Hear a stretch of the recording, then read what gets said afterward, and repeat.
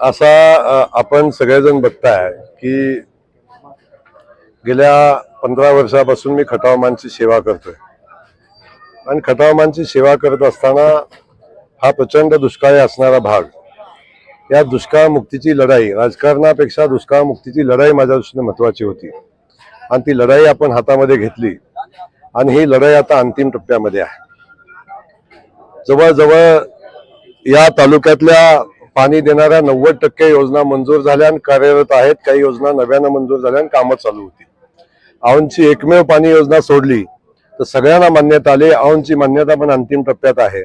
जेव्हा औंधची मान्यता येईल तेव्हा खटावमानचा कायापालट झालेला असेल. दुष्काळी तालुका, दुष्काळी भाग हा कलंक आमचा पुसलेला असेल. हा संकल्प करून मी काम करतोय.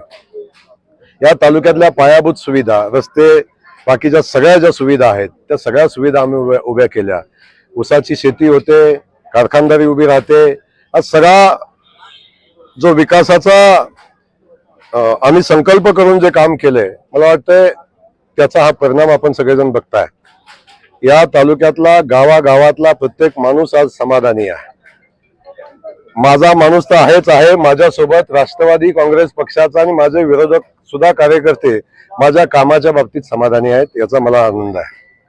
माझा राजकीय द्वेष म्हणून अनेक लोक माझा द्वेष करत असतील, हे मी समजू शकतो. परंतु राजकीय नेते माझा द्वेष करत असले तरी सुद्धा मला मतं न देणारा मतदार सुद्धा जो माझ्या विरोधी विचाराचा आहे तो सुद्धा जयकुमार गोरेनं या मतदारसंघात काम केलेलं आहे, पाणी आणलेलं आहे, हे मोठ्या मनानं मान्य करतो.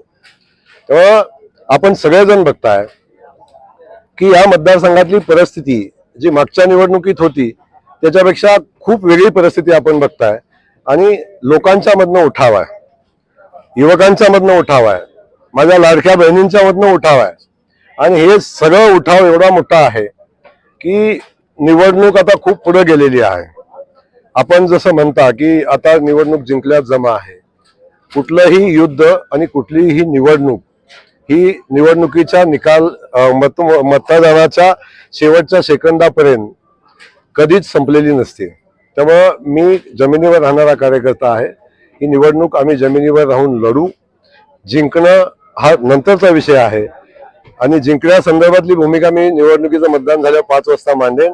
पण आता आम्ही जी लढाई हातात घेतलेली आहे निवडणुकीच्या संदर्भातली विकासाची लढाई आहे, ती लढाई आम्ही पुढे घेऊन चाललोय. आणि मी खात्रीनं सांगतो, विक्रमी मतानं त्या खटावमान विधानसभा मतदारसंघाची निवडणूक झालेली असेल आणि विक्रमी मतानं पुन्हा एकदा चौथ्यांदा मी या विधानसभा मतदारसंघाचा आमदार झालेला असेल. राजकारणामध्ये आता तुमची जी भाषण आहेत, कार्यक्रम होते, म्हणजे टीकेपेक्षा जास्त तुम्ही तुमच्या कामावरती फोकस करताय, भर देत आहे. हीच व्यूहरचना राहणार का शेवटपर्यंत तुमच्या निवडणुकीत? एक आहे की ज्यांच्याकडं काही भांडवलच नसतं त्यांना काहीतरी क्लुप्त्या लढवाव्या लागतात, ज्यांना टीका करायला लागते. माझ्याकडे सांगण्यासारखं एवढं आहे, मी एवढं काम केलेलं आहे.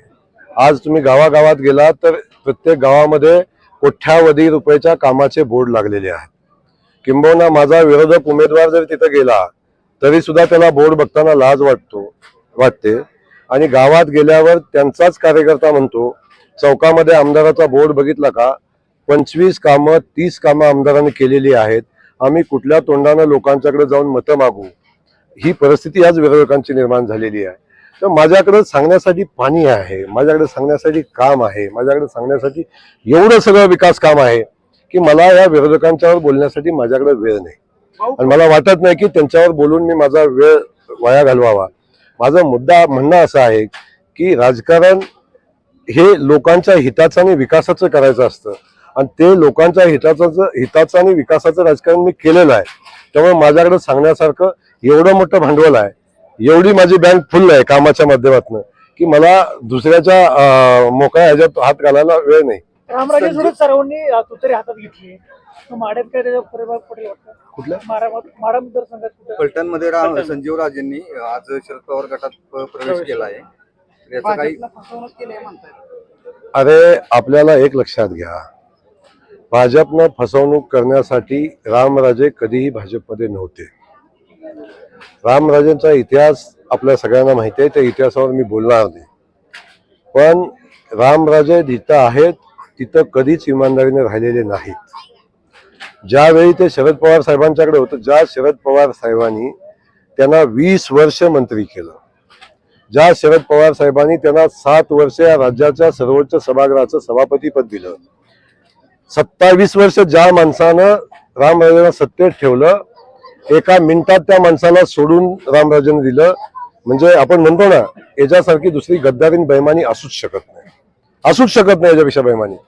आणि ते आपण बघितलं. आणि त्यानंतर ते अजितदादा सोबत आले.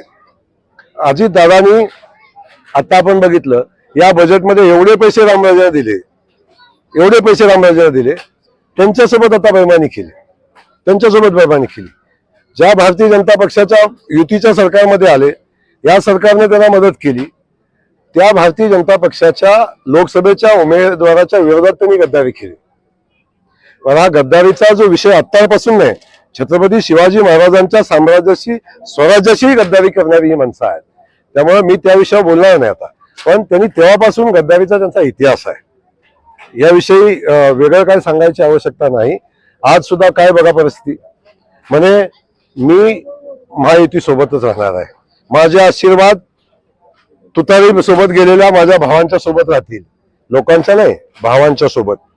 आज सुद्धा रामराजे बोलत असताना कधी म्हणले नाहीत की मी एका सामान्य कार्यकर्त्याला न्याय देईन किंवा कार्यकर्त्यासाठी. जर चुकून हे आरक्षण नसतं तर दीपक चव्हाणांचा विषय झाला नसता.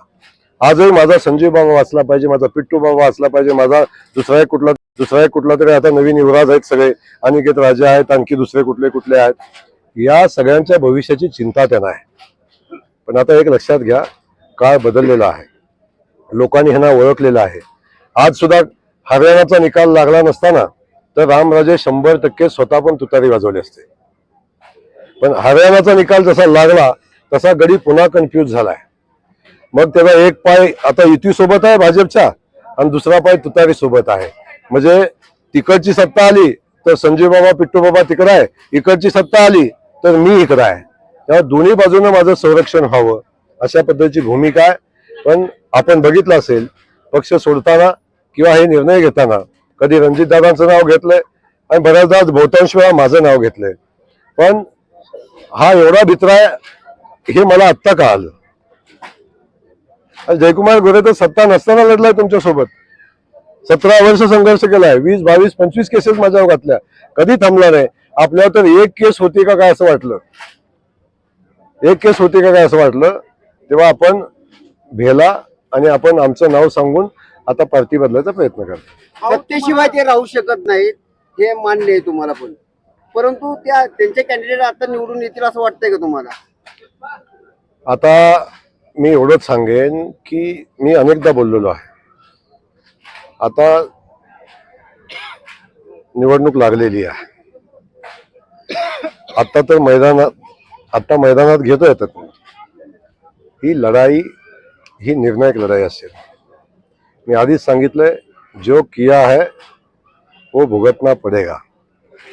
जे केलंय त्याला उत्तर मिळेल आणि निवडणुकीत जनता त्याला उत्तर देईल, एवढंच मी आता सांगतो. तुम्ही प्रचारात जाणार का फलटणमध्ये भाजपचे उमेदवार? बिलकुल जाणार. भारतीय जनता पक्षाचा उमेदवार असला तर जाणार आणि भारतीय जनता पक्षाच्या समर्थक उमेदवाराच्या प्रचारालाही जाणार. भाऊ, तुम्हाला कुठेतरी वाटतंय का की सिंचन घोटाळा असेल किंवा जिल्हा बँकेतील काही घोटाळे समोर आलेले, यामुळं त्यांनी त्यावेळी ते निर्णय घेतले अजित पवार? अरे बाबा, सिंचन घोटाळा हा खूप मोठा विषय रामराजेंचा आहे. या संदर्भात बोलण्यासाठी स्वतंत्र बैठक आपल्याला घ्यायला लागेल.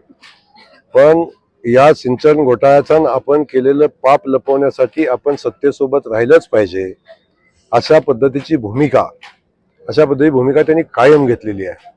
आणि हे घोटाळे लपवायला मग आता तरी काय कारण आहे? दोघांनी दोन्हीकडे थांबायचं काय कारण आहे? माझा आशीर्वाद आहे म्हणून पण सांगायचं आणि पुन्हा इकडे थांबायचं. पुन्हा जर उद्या तिकडचं सरकार आलं तरी घोटाळ्यापासून संरक्षण झालं पाहिजे, इकडचं सरकार आलं तरी पुन्हा मी सरकारचा भाग आहे म्हणून माझं संरक्षण झालं पाहिजे, अशा पद्धतीची भूमिका घ्यायची. तर माझं म्हणणं आहे की रामराजेपेक्षा खूप मोठे विषय इथं आहेत आपल्याकडे. त्यामुळे तो रामराजे एवढ्या भित्र्या माणसाबद्दल सारखं काय विचारता मला तुम्ही? भाऊ, मान खटावचे उमेदवार भाजपकडून तुम्हीच आहात आणि महाविकास आघाडीकडून अजूनही उमेदवार निश्चित होत नाही किंवा त्याचा चेहरा समोर येत नाही. हे भारतीय जनता पक्षाचा उमेदवार अजून फायनल व्हायचा आहे. भारतीय जनता पक्ष ज्या उमेदवाराला उमेदवारी देईल त्या उमेदवाराचं काम जयकुमार गोरे करेल. त्यामुळे भारतीय जनता पक्षानं आम्ही अजून उमेदवारी जाहीर केली नाही. आम्ही सगळे भारतीय जनता पक्षाचे कार्यकर्ते आहोत. आम्ही पक्षाच्या जो उमेदवार देईल त्याच्यासाठी आमची पूर्वतयारी चालू आहे आणि मी खात्रीने सांगतो की या मतदारसंघातनं भारतीय जनता पक्षाचा उमेदवार विक्रमी मताने निवडून येईल.